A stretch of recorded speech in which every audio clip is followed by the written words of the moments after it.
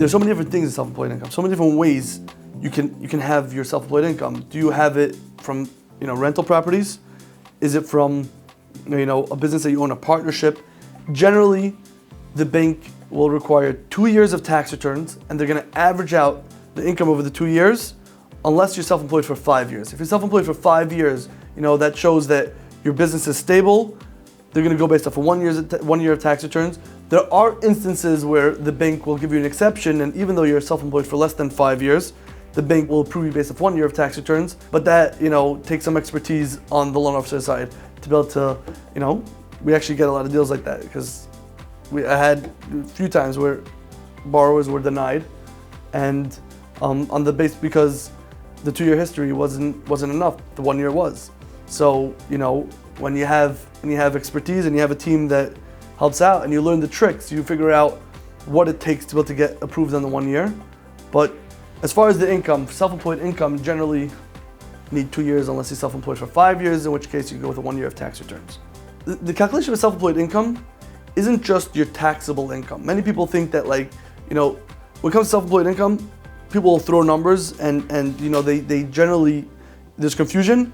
Some people will throw you their gross profits, that's like before deducting anything.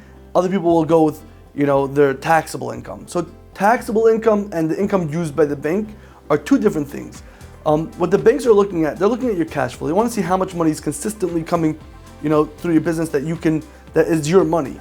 So they're going to look after, you took off all the expenses, but say if you have depreciation, right? Depreciation is a tax benefit. It's a deduction. It's not an expense. So any deduction that's not really an expense, say if somebody has a home office, that can be added back to your income.